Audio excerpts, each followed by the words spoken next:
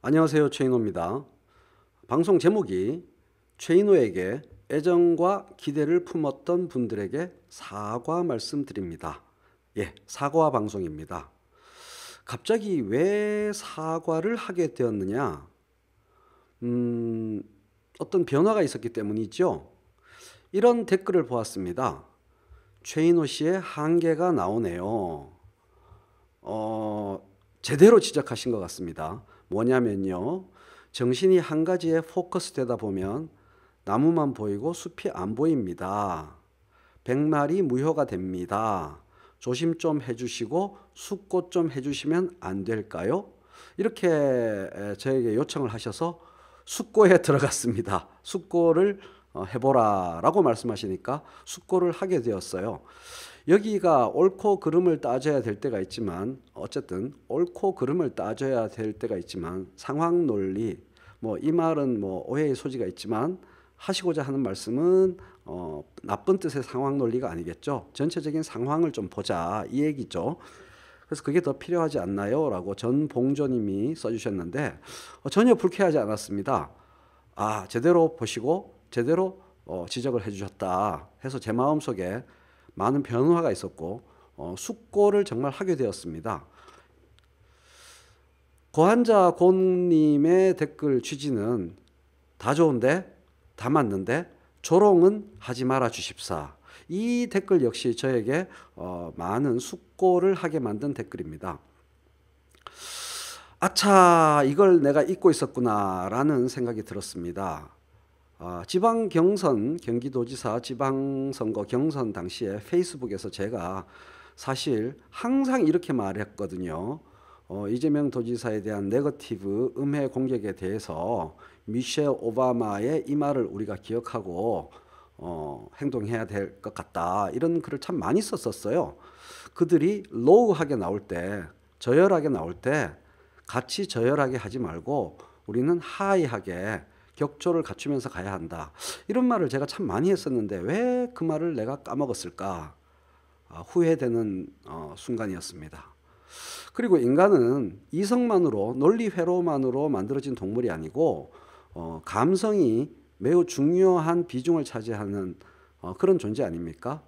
그거를 제가 사실 많이 강조를 동영상들에서 많이 했었는데 중이 제 머리 못 깎는다고 제가 잠시 이것을 잊었던 것 같습니다. 핵심은 사과의 핵심 내용은 이겁니다. 손바닥으로 하늘을 가리는 만행에 분노하여 그 손바닥에 침을 뱉는 일에 집중하고 말았습니다. 이 잘못에 대하여 저에게 애정과 기대를 갖고 있었던 많은 분들에게 진심으로 사과 말씀드립니다. 넓은 하늘을 가리키는 일, 그래서 그 하늘의 구름과 창공이 어떻게 되어 있나에 대해서 격조 있게 집중하는 그런 정원 카드 뉴스를 여러분들이 많은 분들이 기대하고 있었는데 그 하늘을 가리는 손바닥이 나섰고 생겼고 눈에 띄었고 그 손바닥의 추잡함과 용렬함, 이건 제가 느낀 거죠. 그 추잡함과 용렬함에 흥분하여 덩달아 같이 침을 뱉는 수준 낮은 어리석은 행동을 제가 저질렀습니다. 이에 대하여 많은 분들께 사과 말씀드립니다. 벌어지고 있는 현재의 사태에 시선을 고정시키고 집중하는 분들에게는 당연히 저의 행동이 통쾌한 사이다로 보일 수 있지만 모든 사람들이 사태를 그렇게 주목해서 계속 추적하면서 보고 있었던 것은 아니다라는 걸 깜빡 잊은 것 같기도 합니다.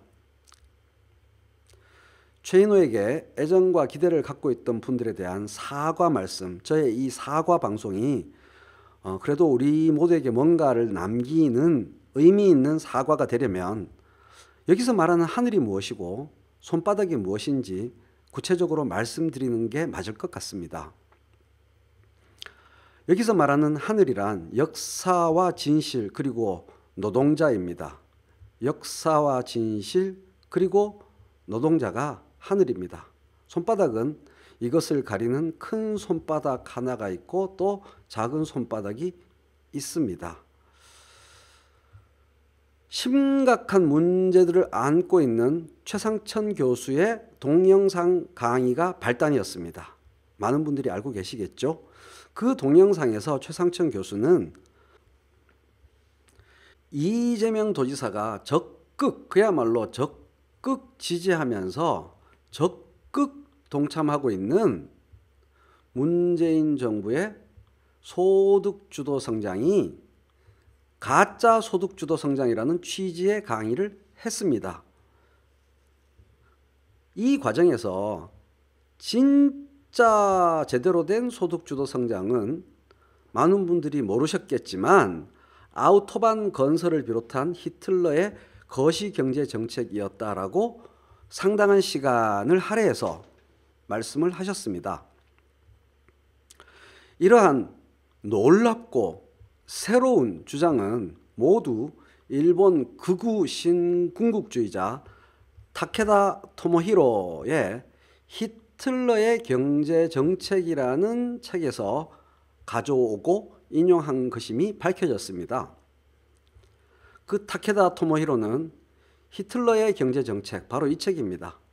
세계공황으로부터의 기적적인 부흥에서 많은 역사 왜곡과 날조를 했고 그 내용들이 그대로 인용되었습니다. 최상천 교수의 동영상에서요. 이 타케다 토모히로는 이런 책도 썼고요. 특히 이런 게 문제가 되지요.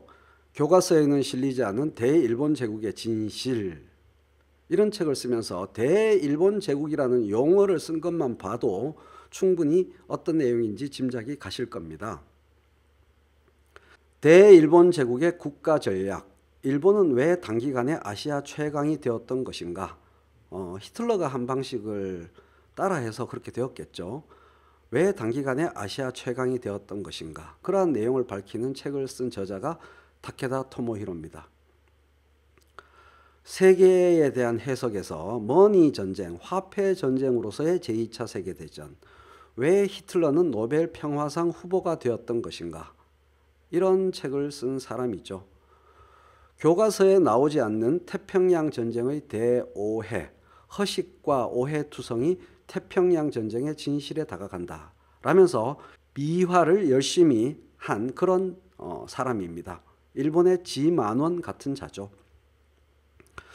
저는 이러한 사실을 밝히는 한편으로 타케다 토모히로의 주장 그 자체, 곧 최상천 교수의 주장을 반박하는 일련의 동영상들을 올렸습니다. 이 내용이 중요하죠. 히틀러가 자본가들을 박살내고요. 그들과 반대편에 서서 자본가를 박살내고 노동자의 소득을 증대시켰고 그리하여 경제를 성장시켰다. 그래서 진짜 소득주도 성장이었다. 그래서 마침내 미영불소령과 전쟁을 일으킬 만큼 국력을 신장시켰다라는 기본 논지를 전개했는데요. 누가? 최상천 교수가요.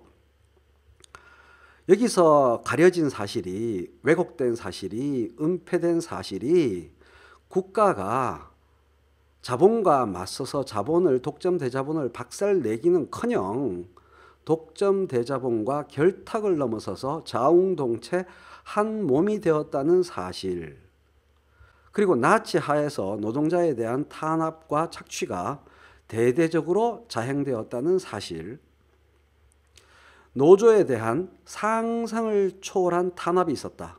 노조 해산을 하면서 독일 노동전선이라는 어용 조직을 탄생시켜서 만행을 저질렀다. 그러한 탄압이 있었고 강제 노동을 동원했으며 광범위한 저임금 착취를 통해서 독점 거대 자본 이윤을 급속히 증대시켜서 외형적 경제 성장을 이뤘다는 사실, 일부 독일 노동자들에게 베푼 시혜로 괴벨스 등등의 프로파간다 선전에서 이야기되었던 것들은 사실 박정희가 유신경제에서 했던 것과 동일하다는 사실, 독일 제국은행 총재 얄마샤흐트가 이끌었던 전쟁 전의 독일 경제에서 히틀러 정권은 국가, 정부가 상거래, 무역, 관세, 자본시장, 외환거래 등을 직접 통제하는, 그러니까 국가사회주의가 되는 것이죠. 그러한 상상 초월의 비상경제 대권, 말하자면 경제 분야에 대해서 내내 계엄령이 내려져 있는 것과 똑같은 체제였다는 것이죠. 그것을 발휘해서 상상 초월의 비상경제 대권을 발휘해서, 그러니까 말하자면 군사적, 계엄적 케인스주의다, 이렇게 말할 수 있겠죠. 전시동원 체제적 전국민 착취와 수탈로 외형적 경제성장을 이뤄냈으며, 이것을 일본 은행 총재 이치마다 히사토가 그대로 베껴서 일본 군국주의 경제정책에 적용했고, 다시 이것을 박정희가 그대로 가져와서 18년간의 유신체제를 만들고 유지했다는 사실, 이러한 사실들을 모두 못 보게 만드는 발언들로 일관했습니다. 누가요? 최상천 교수님이요. 다시 골자로 돌아오면 저는 최상천 교수의 이러한 역사 왜곡에 맞서서 히틀러가 이룬 경제성장이라는 것은 노동자의 주머니를 두둑하게 하고 노동자의 편에 서서 자본가를 박살내는 그러한 소득주도 성장이기는커녕 독점 자본과 한 몸이 되어서 노동자와 전 국민을 착취 수탈하는 극악한 형태의 독점 자본 이윤 주도 성장, 임금 주도 성장, 소득 주도 성장이 아니라 독점 자본 이윤 주도 성장이었다는 사실을 밝히는 동영상들을 지속적으로 선보였었습니다. 특히 다른 학문도 아니고 역사학 교수님께서 일본 극우 신군국주의자의 주장을 인용해서 나치의 역사를 왜곡하는 데 대해서 저는 매우 분노했었습니다. 이 과정에서 감정이 격해지는 것은 한 사람의 인간으로서 어쩔 수 없는 일이었다고 자위하고 싶습니다. 그 최상천 교수의 그 동영상에 대해서 그래도 이재명 지지 방송이니까 라면서 입을 다무는 것은 크게 두 가지의 도덕적 잘못이 있다고 생각했었습니다. 첫째, 제국 아우토반 6km 건설마다 한 명씩 죽었는데요. 그 참고 문헌에 대해서는 제가 다른 동영상에서 밝혀드린 적이 있죠. 독일 사람이 쓴 독일 역사서에서 이 통계를 실증적으로 밝혔었습니다. 이 과정에서 희생된 노동자들이 엄청나게 후한 너무나 좋은 행복한 대접을 받으면서 노동을 했었다라고 말한 거, 열악한 주거 환경, 거주 환경과 삽질과 장시간 과잉 노동에 시달려서 삽질병, 슈퍼크랑카이트라는 병명이 생길 정도로 그러한 열악함이 광범위하게 진행되었는데, 그런 병을 앓으면서 죽어간 그 많은 노동자들, 이러한 히틀러의 압제에 저항하기 위해서 항거의 깃발을 들었다가 게슈타포에 끌려가서 고초를 겪고 파업을 했다가 고초를 겪고 목숨을 잃은 독일의 노동자들을 역사 왜곡으로 모독하는 일에 최상천 교수의 동영상이 동참했다고 생각되어졌습니다. 이런 일에 대해서 입을 다무는 것은 도덕적인 잘못이라고 생각했습니다.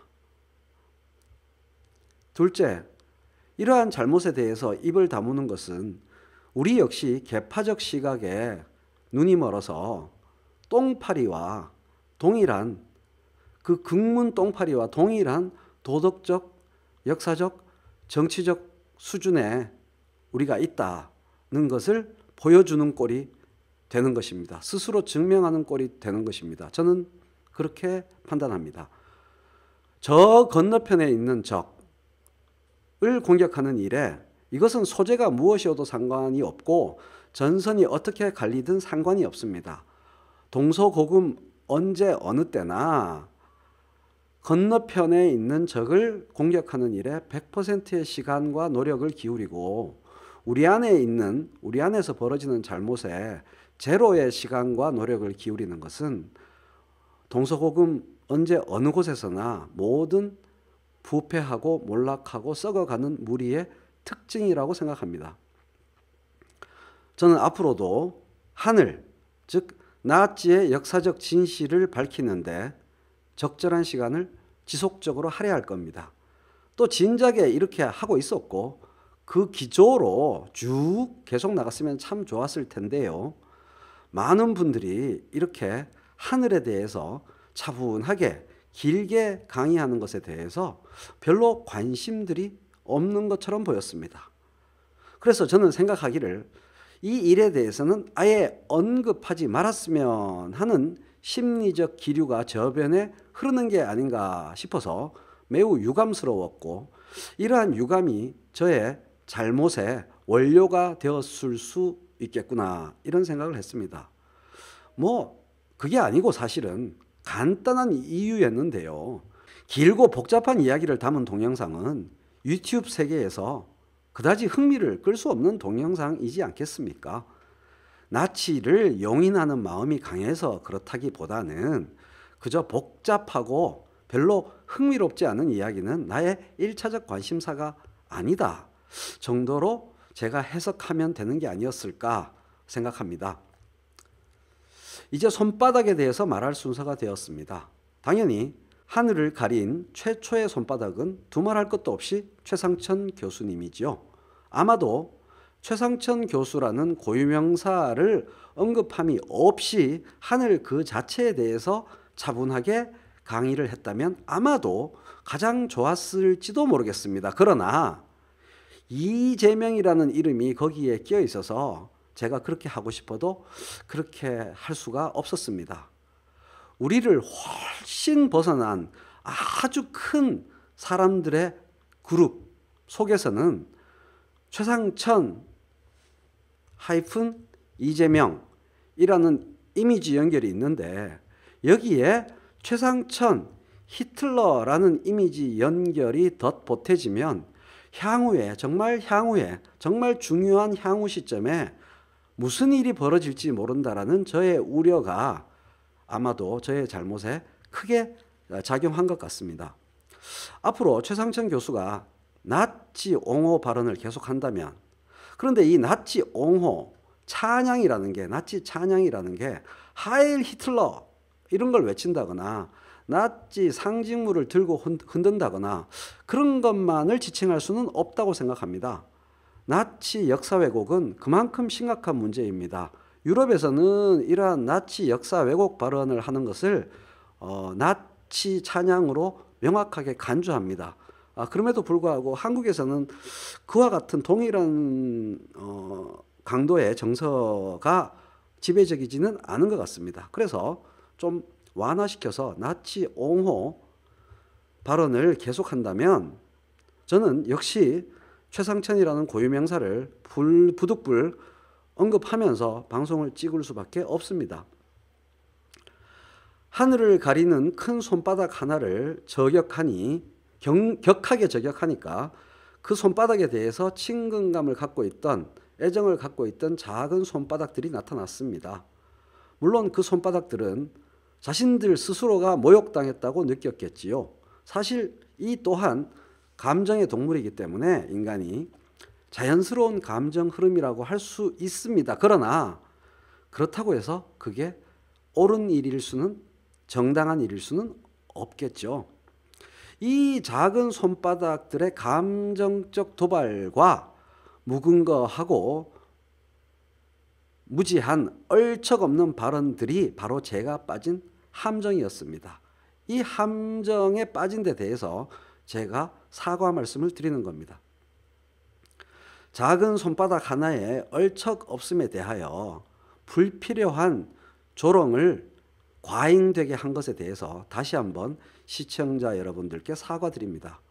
영어 독해력이나 이런 이야기들은 할 필요가 없고 해서도 안 되는 이야기였지요. 부끄럽습니다. 다시 한번 죄송하게 생각합니다.